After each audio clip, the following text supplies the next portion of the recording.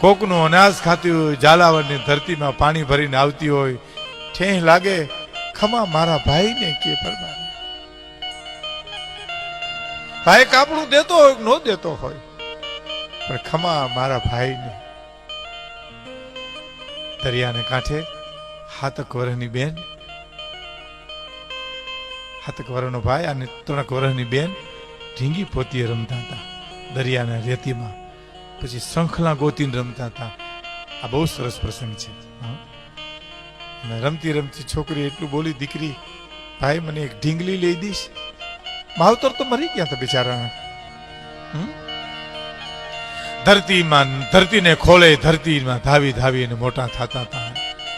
રખડી રજીરી દીકરી એટલું બોલી, ભાઈ અને ઢીંગલી લઈ દઈશ. અને એ વખત 7 વર્ષનો ભાઈ એટલું બોલ્યો, હાલ લઈ દઉં બેન. ઢીંગલી લેવી તારે? ઢીંગલી જેવી તો પોતે હતી, પણ એને ઢીંગલીની માગણી કરી કે હાલ તને ઢીંગલી લઈ દઉં. એ 7 વર્ષનો ભાઈ આગળ, 3 વર્ષની બેન પાછળ. પણ મિત્રો એ 7 વર્ષનો નહોતો લાગતો, 70 વર્ષનો લાગતો હતો. બેનનો કરિયાવર ઓરવા જતો હોય એવો લાગતો હતો ભાઈ. આગળ હાલો, વાહ બેન હાલી. વેપારીની દુકાને પગથિયાં ચડી અને વેપારીને કીધું કે કબાટમાં ઢીંગલી પડી, મારી બેનને આપી દો. આપી દીધી. એ જ ક્ષણે વેપારી આપી દીધી.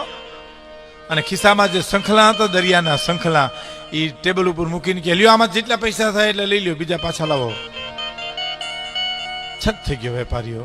આહા, આ દેશના વેપારીએ મિત્રો ખાલી 2 શંખલા લીધા. કીધું હાલે ભાઈ એટલા જ પૈસા થાય, બીજા પૈસા ખિસ્સામાં નાખી લે. ઉપરાંત કીધું ઢીંગલી બાંધી દઉં?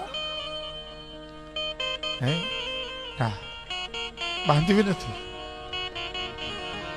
એ બેન ઉતરી ગઈ, પછી આ ભાઈ ઉતરી ગયો. સામેનો વેપારી આ ચિત્ર જોતો હતો. દુકાન મૂકીને વેપારીને કહેવાય આવ્યો કે ભલામણા 2 શંખલામાં કિંમતી ઢીંગલી દઈ દીધી. તું વેપારી છો, કોણ છો?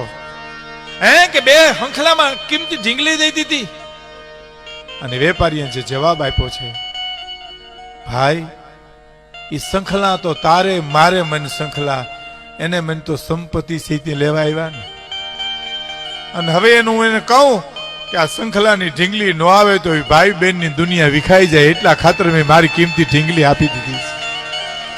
હે અને જેથી મોટો થાય અને એને યાદ આવશે કે મારા દેશના વેપારીએ મને 2 શંખલામાં ઢીંગલી આપી હતી, અને એ જે આશીર્વાદ આપશે એ મારી પેઢીઓ સુધી હાલશે. બાપ મારી પેઢીઓ સુધી હાલશે.